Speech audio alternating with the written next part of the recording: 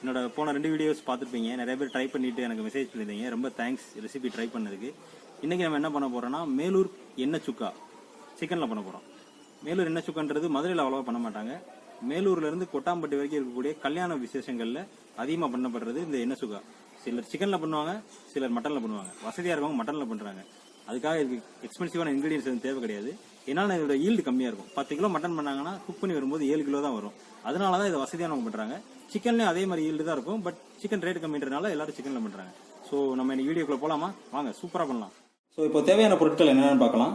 1/2 kg chicken எடுத்துருக்கோம். இன்னைக்கு சுத்தமான நல்லெண்ணெய், அதாவது செக்கில் ஆடினது, தோலோட இடித்த பூண்டு மிக்சியில் தான் க்ரஷ் பண்ணியிருக்கேன். தோலோட போடுங்க, அதான் ஃப்ளேவராக இருக்கும். மிளகாய் பொடி, இஞ்சி பேஸ்ட், வெறும் இஞ்சி மட்டும், கரம் மசாலா தூள், இவ்வளோதாங்க.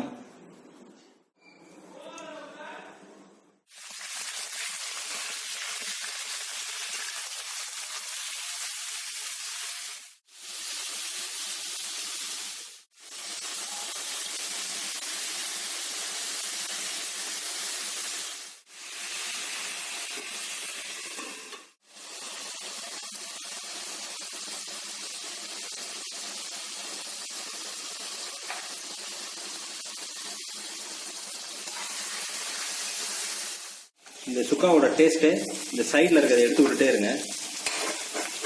சிக்கன் ஃபார்ம் ஆகும், அதை எடுத்து விட்டே இருங்க. இப்போ சிக்கன் ஒரு 60% குக் ஆயிடுச்சு. இந்த டைமில் மிளகா பொடி உங்கள் காரத்துக்கு அந்த மாதிரி போடுங்க. நான் 2 ஸ்பூன் போடுறேன்.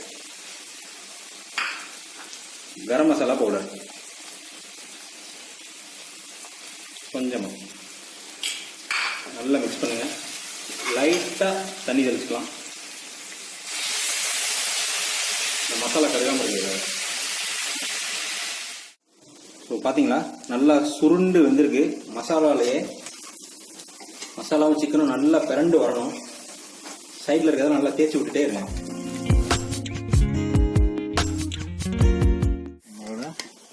மேலூர் எண்ணெய் சுக்கா ரெடி.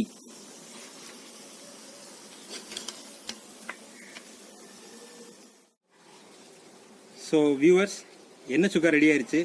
இதை தயிர் சாதம், சாம்பார் சாதம் எது கூடாலும் சாப்பிட்டு நல்லா என்ஜாய் பண்ணுங்கள். கம்மன் சூப்பராக இருக்குது. வீடியோ பிடிச்சிருக்குன்னு நினைக்கிறேன். ப்ளீஸ் லைக் பண்ணுங்கள், சப்ஸ்கிரைப் பண்ணுங்கள், கமெண்ட் பண்ணுங்கள்.